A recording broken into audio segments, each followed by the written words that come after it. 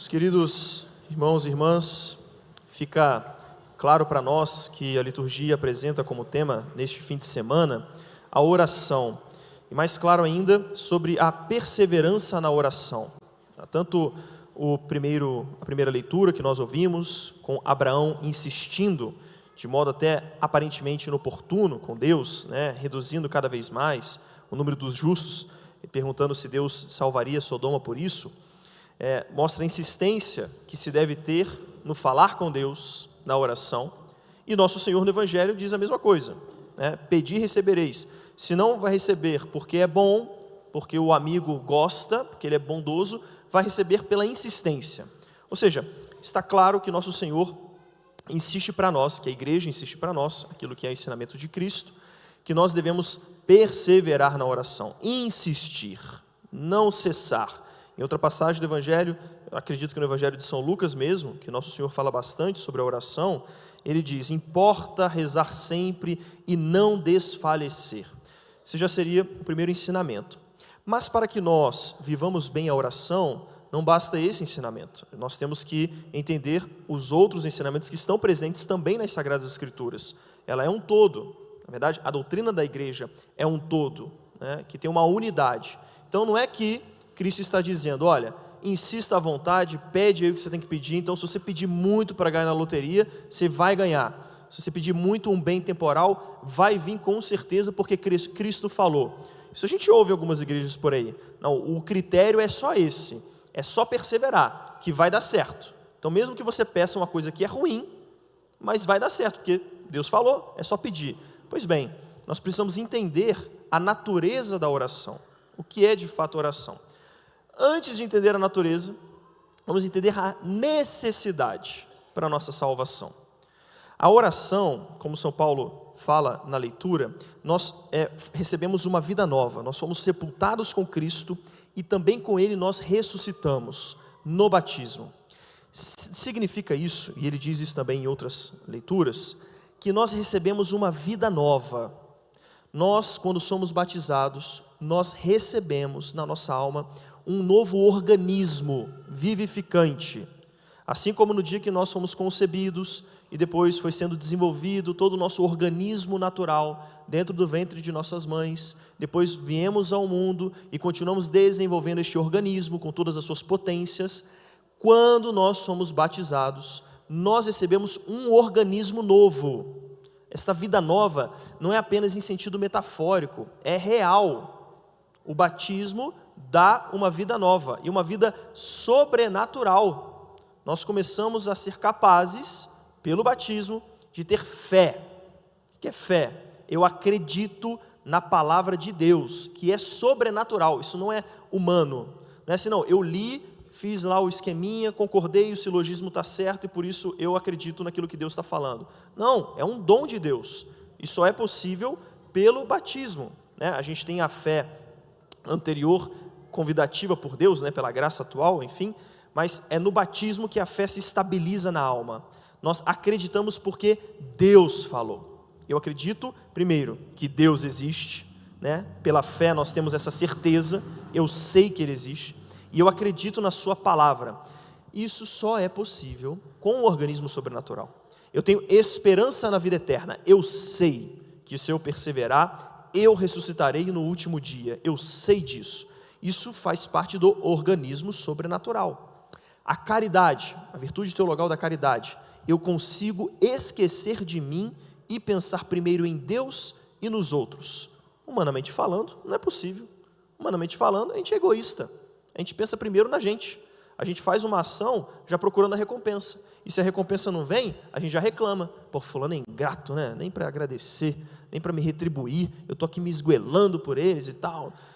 Mas pela caridade, a gente consegue ver, olha, a recompensa é já amar a Deus. Isso mesmo já recompensa o meu coração, já me preenche. E saber que eu alcançarei a visão de Deus no fim da vida, isso já é recompensa, não preciso ter recompensa neste mundo. Só que isso, repito, só é possível por este organismo sobrenatural. Pois bem, este organismo sobrenatural, assim como o nosso organismo natural, ele necessita de alimento, ele necessita de condições para viver, para permanecer vivo. E a respiração deste organismo sobrenatural é a oração. Sem oração não se vive sobrenaturalmente.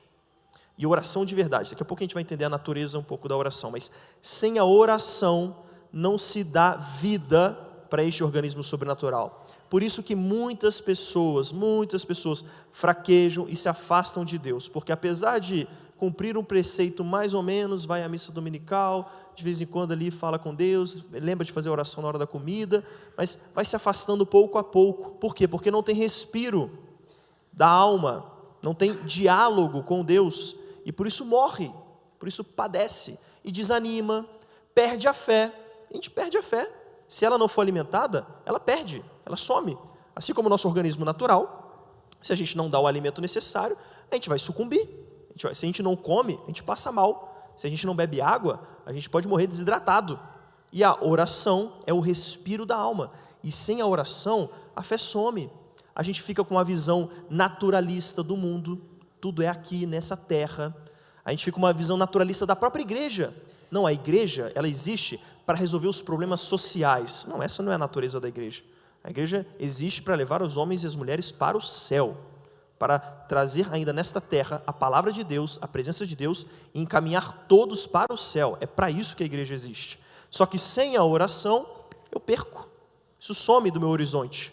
Eu vou me acostumando com essa mentalidade moderna, temporal, naturalista. Não, a igreja existe para curar a minha doença. Eu só quero bens materiais. Não, a igreja existe para eu, Deus existe e a oração existe, né, para eu conseguir os bens necessários, para eu ficar bem aí financeiramente, resolver meus problemas, ter a minha casa, ter minha família ali mais ou menos acertadinha e pronto. Essa visão é planificada, naturalista. Sem oração de verdade, é assim que a gente termina. E eventualmente, morre a fé, morre a esperança e a caridade. A fé é a raiz. E eu não consigo amar. E aí eu fico egoísta, cheio de mim mesmo, impaciente, irritadiço com os outros, fofoqueiro e etc, etc, etc. Todos os males vão tomando conta da nossa alma. A oração, portanto, em primeiro lugar, ela é necessária. A tal ponto que Santa Teresa de Ávila dizia: quem reza, se salva. Quem não reza, não se salva. Bem categórico. Isso é uma santa, muito santa, mística, de muito contato direto com o nosso Senhor Jesus Cristo, e muito fiel à igreja, muito fiel à doutrina da igreja, e ela diz isso categoricamente: quem reza, se salva. Quem não reza, não se salva. Todos os dias. Portanto, nós precisamos da oração. Então, não se espante se perceber assim: pô, mas eu não tenho muita fé, estou meio frio aqui, não tenho muito contato com Jesus. É claro, se não tem vida de oração, isso vai acontecer, é consequência necessária. Se não tenho diálogo com Deus, eu não vou conseguir alimentar uma relação viva com Ele, e não vou conseguir viver neste organismo sobrenatural que nos é dado pelo batismo. Pois bem, sendo a oração necessária, em que no seu núcleo ela consiste? Porque a gente poderia dizer muitas coisas, né? Mas pela brevidade do tempo, o que é essencial? E aí quando a gente vai lá no catecismo da Igreja Católica, a gente vê uma coisa maravilhosa.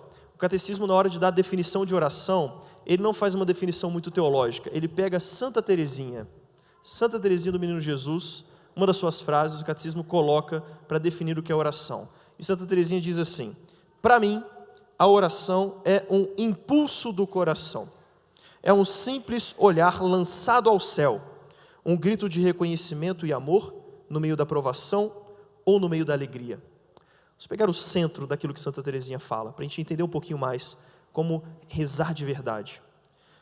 Oração é um impulso do coração. Esse é o núcleo. A oração é um diálogo do nosso ser mais íntimo para com Deus, sem hipocrisia, sem querer parecer bom moço ou boa moça diante de Deus, mas falar da alma. Jesus, ele espera que a gente fale com Ele do coração. Esse é o núcleo central da oração. A oração é fala, é conversa. E a conversa, ela tem que partir do coração. Não é teatro diante de Deus. Deus rejeita o teatro. Deus rejeita a hipocrisia. quando vinham os fariseus conversar com ele, se a pessoa era hipócrita, ele dizia, hipócritas, ele falava na cara. Jesus é muito duro nas palavras às vezes, né? O próprio evangelho hoje, nosso Senhor diz para nós, né? Não sei se perceberam, né? Mas ele chama a gente de mal, Jesus fala isso. Vós que sois maus, sabei dar coisas boas, porque ele sabe que a gente largado a nós mesmos, a gente é mau mesmo. Só Deus é bom, ele diz isso para o jovem rico que se aproxima dele. Por que me chamas de bom? Só Deus é bom. Você tem consciência de que eu sou Deus para me chamar de bom? Porque só Deus é bom.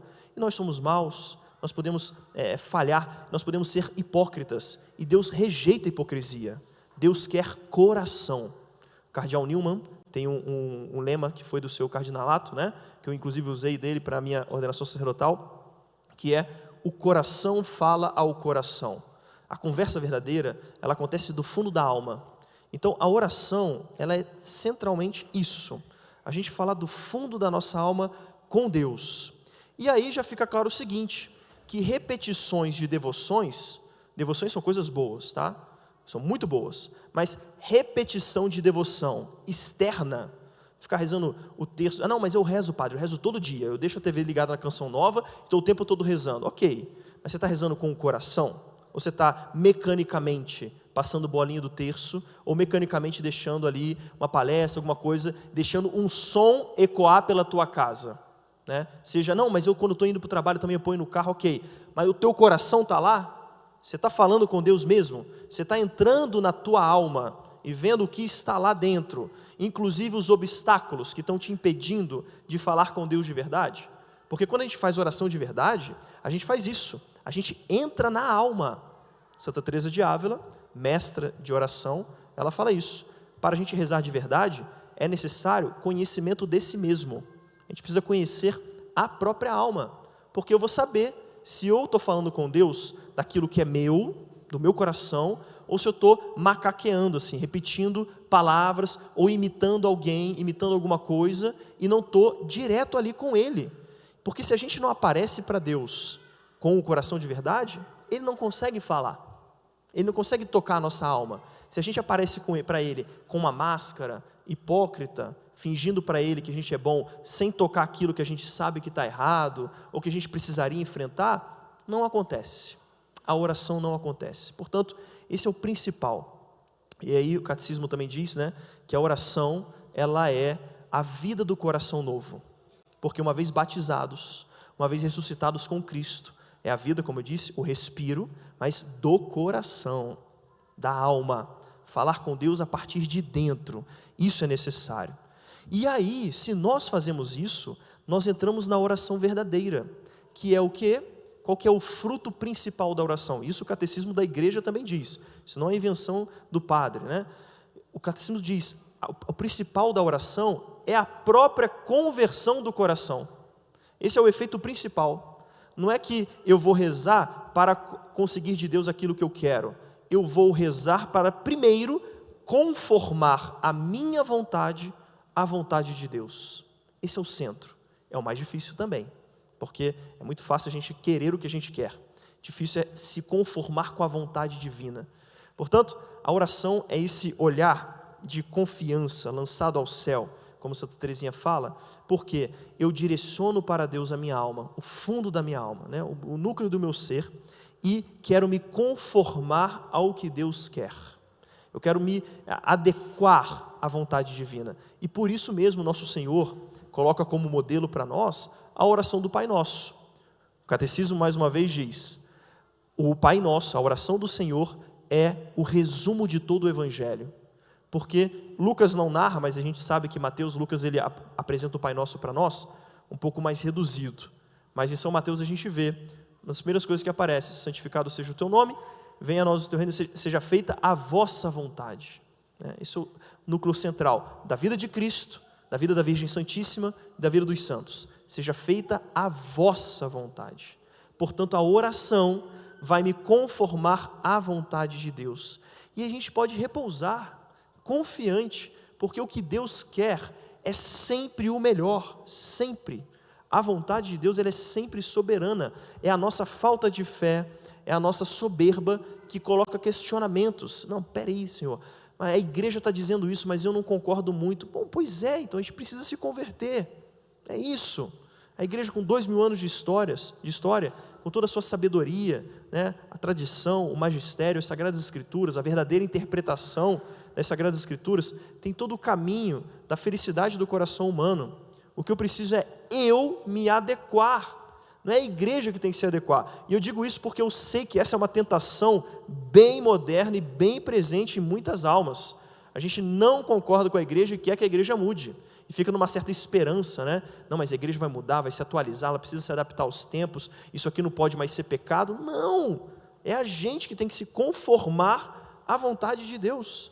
E isso só é possível pela oração, não tem como, tá? A gente precisa rezar, mesmo que a gente ouça numa pregação e de certo modo concorde mais ou menos, é pela oração que aquilo vai sedimentando na alma. E um dos modos principais de rezar, tanto Santa Teresa indica e o catecismo também traz para nós, estou citando muito o catecismo, é uma dica, tá? Procurem o catecismo, né? Sobretudo a quarta parte dele que fala justamente sobre a oração, né? Ele é dividido em 4 partes principais, a última fala sobre a oração longamente ali, discorre sobre os detalhes, enfim, é uma riqueza.